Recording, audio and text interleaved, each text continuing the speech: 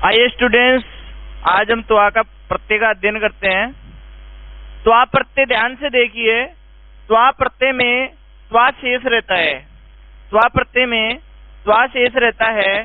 इसका प्रयोग करके अर्थ में होता है। किसी भी कार्य को करके और कोई दूसरा कार्य किया जाता है तो पहले वाला जो कार्य किया जाता है उसमें इसका प्रयोग होता है। जब एक क्रिया की समाप्ति तथा दूसरी क्रिया शुरू होती है तब प्रथम क्रिया में इसका प्रयोग होता है। यानी जैसे राम पाठ पढ़ करके और घर जाता है। राम पाठ पढ़ करके घर जाता है। पहली क्रिया हो रही है पाठ पढ़ना और दूसरी हो रही है घर जाना। तो पहली क्रिया है पाठ पढ़ना, उसमें त्वा प्रत्यय का प्रयोग होगा। पहली क्रिया की पूर्णता को दिखाने के लिए त्वा प्रत्यय का प्रयोग होता है। इसके कोई रूप नहीं चलते हैं। तो धातु से किस प्रकार से इनका प्रयोग किया जाता है देखते हैं। पट धातु है। पट धातु में त्वा प्रत्यय जुड़ेगा। त्वा का त्वा शेष रहेगा तो पट में त्वा जुड़ जाएगा। जैसा कि मैंने पहले बता रखा है कि ये पट है, लिख है, हस है, धाव है, पूज है, कत है, चुर है, ये धातु सेठ में आती है। तो इनमें इडागम भी साथ में होता है। तो पट में त्वा जुड़ करके इडागम हो जाएगा और बन जाएगा पठित्वा। और इसका अर्थ होगा पढ़ करके, पढ़ करके, पढ़कर। तो एक उदाहरण देखते हैं। छात्र पुस्तकम गृहम गच्छति। छात्र पुस्तक घर जाता है। यहाँ पर हमें पट धातु से त्वा प्रत्यय लगाना है। पट धातु से त्वा प्रत्यय लगाने पर बनेगा पठित्वा, अर्थात पढ़कर। तो वाक्य बनेगा हमारा छात्र पुस्तक पढ़ करके, छात्र पुस्तक पढ़कर घर जाता है। तो पहले वाली जो क्रिया है इसमें ये प्रत्यय लगता है और दूसरी क्रिया की जो शुरुआत होती है उसको ये दर्शाता है। इसी प्रकार लिख धातु से लिखित्वा बनेगा। हस से हसित्वा। गम धातु क्योंकि अनिट में आ गई तो यहाँ इडागम नहीं होगा और मै का लोप हो जाएगा और त्वा सीधा का सीधा उसमें जुड़ जाएगा और बनेगा गत्वा, अर्थात जाकर। दृश्य धातु का देखना अर्थ होता है तो दृश्य बनेगा दृष्टवा। यहाँ पर त्वा प्रत्यय जुड़ा और स्टुना स्टु से स्टुत्व होकर के और श का श हुआ और त का ट हुआ और बना दृष्टवा, अर्थात देख कर। क्री धातु से बनेगा कृत्वा, करके। नम से बनेगा नत्वा, नमन करके। पा से बनेगा पित्वा, पीक करके। जी से बनेगा जित्वा, जीत करके। आइए कुछ उदाहरण देखते हैं और इसको विस्तृत तरीके से समझते हैं। मान लीजिए हमारे सामने उदाहरण है गीता लेखम रिक्त स्थान भोजनम करोति। गीता लेख भोजन करती है। यहाँ पर हमें लिख धातु से त्वा प्रत्यय जोड़ना है। हमें ध्यान है कि लिख धातु से त्वा प्रत्यय जोड़ने पर क्या बनता है, लिखित्वा। तो वाक्य बनेगा हमारा गीता लेखम लिखित्वा भोजनम करोति, अर्थात गीता लेख लिख करके भोजन करती है। तो दूसरी जो क्रिया हो रही है वो हो रही है भोजन करना और पहली क्रिया पूर्ण हो चुकी है जो कि क्या थी, लेख लिखना।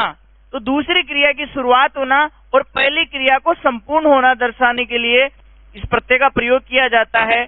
यहाँ पर लिख से बना लिखित्वा। इसी प्रकार शिष्य गृह कार्यम गुरुम प्रणमति। यहाँ पर हमें क्री धातु से कत्वा प्रत्यय जोड़ना है और त्वा प्रत्यय जोड़ने पर बनेगा इसका कृत्वा।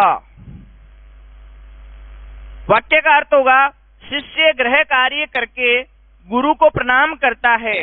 गुरु को प्रणाम करना उसकी दूसरी क्रिया है और प्रथम क्रिया जो थी वो पूर्ण हो चुकी है, गृह कार्य करना। इसको ये दर्शाता है। अन्य उदाहरण देखते हैं। काके जलम आकाशम डयते। को वा जल, यहाँ पर पा धातु से त्वा प्रत्यय जोड़ना है। ध्यान रखना आदन धातु है इसलिए पा का पी हो जाएगा और पिव आदेश होता है और ब का लोप होकर के उसमें त्वा जुड़ के बनता है पित्वा। तो यहाँ पर बनेगा काके जलम पित्वा। कोवा जल पी करके आकाश में उड़ता है। तो पहली क्रिया कोवे की हो रही है जल को पीना और जैसे ही पहली क्रिया पूर्ण हुई वहीं पर हमें त्वा प्रत्यय धातु में जोड़ना है। अन्य उदाहरण देखते हैं। राम है लंकाम अयोध्याम प्रति। राम है लंकाम अयोध्याम प्रति गच्छति। राम, यहाँ पर हमें जी धातु से त्वा प्रत्यय जोड़ना है और जी से त्वा जोड़ने पर बनेगा जित्वा, जीत करके। राम लंका को जीत कर अयोध्या की ओर जाता है। राम लंका को जीतकर अयोध्या की ओर जाता है। अयोध्या की ओर जाने से पहले उन्होंने एक पूर्ण किए क्रिया जित्वा, लंका को जीता है। तो कहने का तात्पर्य यही है कि पहली क्रिया जो पूर्ण होती है उसी में त्वा प्रत्यय का प्रयोग होता है और दूसरी क्रिया की शुरुआत को वो दर्शाता है। और बहुत सारी धातु होती है, उनमें मुख्य मुख्य धातु होती है, उनमें आपको ध्यान रखना है कि जो सेठ धातु होती है उनमें इडागम का प्रयोग होता है। ये पट है, लिक है, हस है, दाव है, पूज है, कत है, चुर है। और जो अनिट धातु होती है उनमें सीधा सीधा त्वा प्रत्यय जुड़ जाता है। जैसे दृश्य है तो दृष्टवा बन गया, इसमें गम है गत्वा हो गया, मैं का लोप हो जाता है। वहां पर नम है, इसमें भी मैं का लोप होकर के त्वा जुड़ गया, नत्वा हो गया। और जी है, इसमें सीधा सीधा जुड़ गया क्योंकि ये भी अनिट धातु है। आइए विद्यार्थियों, ल्यप प्रत्यय पढ़ते हैं। ल्यप प्रत्यय में ये शेष रहता है और उपसर्ग के साथ धातु आने पर इसका प्रयोग होता है। आपने त्वा प्रत्यय पढ़ा, त्वा प्रत्यय का अर्थ भी होता था कार्य को करके, और ल्यप प्रत्यय का भी प्रयोग होगा कार्य को करके। उसमें भी वो ही दो क्रियाएं होगी और पहली क्रिया की पूर्णता को दर्शाने के लिए जैसे त्वा प्रत्यय का प्रयोग होता था वैसे ही ल्यप प्रत्यय का प्रयोग होगा। फर्क इतना सा है कि धातु के साथ अगर उपसर्ग आ जाए तो ल्यप प्रत्यय लगता है और उपसर्ग नहीं आता तो त्वा प्रत्यय लगता है। बाकी सारे नियम समान है। इस प्रत्यय का प्रयोग उसमें ये शेष रहेगा और करके अर्थ में होता है। इससे बना हुआ पद अव्यय कहलाता है। आइए कुछ उदाहरण के माध्यम से और इसको समझते हैं। आंग उपसर्ग में दा धातु जोड़ने पर ल्यप प्रत्यय जब जोड़ते हैं तो ल्यप का ये शेष रहता है और आंग में इस अनुनासिक का लोप हो जाता है तो सीधा सीधा जुड़ जाएगा। यहाँ पर आ दा और ये जुड़ करके आदाय, आदाय अर्थात लेकर। इसी प्रकार वी धातु, वी उपसर्ग हा धातु, हा का मतलब छोड़ना, वी उपसर्ग में हा धातु जुड़ी तो बना विहाय अर्थात छोड़कर। इसी प्रकार नी धातु में आंग उपसर्ग लगा, उसका आशेष रह जाएगा तो बनेगा आनीय अर्थात लाकर। इसी प्रकार क्री धातु से वी जोड़ने पर बना विक्रीय बेचकर। ज्ञा धातु में वी उपसर्ग जोड़ा तो बना विज्ञाय जानकर। क्री धातु में सम उपसर्ग जोड़ा तो बना समकृत्य अर्थात करके। और रक्ष धातु में जब सम उपसर्ग जोड़ा तो बना समरक्ष्य अर्थात रक्षा करके। इसी प्रकार जी धातु में भी उपसर्ग जोड़ने पर बनता है विजित्य जीत कर। तो कोई भी उपसर्ग हम लगा करके आसानी से ल्यप प्रत्यय का प्रयोग कर सकते हैं। आइए उदाहरण देखते हैं। सह वस्तुनि आपणम गच्छति। इसमें हमें आंग उपसर्ग के साथ में दा धातु लगानी है और ल्यप प्रत्यय जोड़ना है। आंग दा ल्यप का बनेगा आदाय। इसका अर्थ हुआ लेकर। सह वस्तुनि आदाय, वह वस्तुएं लेकर के आपणम गच्छति बाजार में जाता है। कोई वस्तु बेचने के लिए जाता है तो आदाय अर्थात वस्तुएं लेकर आपणम गच्छति बाजार जाता है। दूसरा उदाहरण देखिए। सज्जने दुर्जनस्य दुर्जनताम तम त्यजति। यहाँ पर वी उपसर्ग से ज्ञा धातु और ल्यप प्रत्यय जोड़ना है। यहाँ पर बनेगा विज्ञाय। तो अर्थ होगा वाक्य का सज्जन दुर्जन की दुर्जनता को जानकर तम त्यजति उसे छोड़ देता है।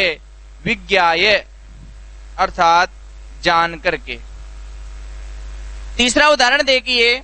आपणिक वस्तु, आपणिक दुकानदार, वस्तु आपणम पिधाति दुकान बंद करता है। यहाँ पर हमें क्री धातु से विसर्ग और ल्यप प्रत्यय जोड़ना है। इसका बनेगा विक्रीय अर्थात बेचकर। वाक्य का अर्थ होगा दुकानदार वस्तु बेचकर विक्रीय, दुकानदार वस्तु बेचकर आपणम पिधाति दुकान बंद करता है। अगला उदाहरण देखिए, आरक्षक शरणार्थीम दुष्टम ताड़यति। यहां पर हमें इस वाक्य में सम उपसर्ग से रक्ष धातु के साथ में लिप प्रत्यय जोड़ना है, और जैसा कि हम जानते हैं कि सम रक्ष जोड़ने पर बनता है समरक्ष्य, अर्थात रक्षा करके। तो वाक्य का अर्थ होगा आरक्षक शरणार्थी की समरक्ष्य, रक्षा करके, दुष्टम ताड़यति, दुष्ट को सजा देता है। इस प्रकार से उपसर्ग आने पर हमें त्वा प्रत्यय के स्थान पर लेप प्रत्यय करके और आसानी से लेप प्रत्यय का प्रयोग किया जा सकता है। जहां पर लेप प्रत्यय नहीं आता है वहां त्वा प्रत्यय का प्रयोग होता है।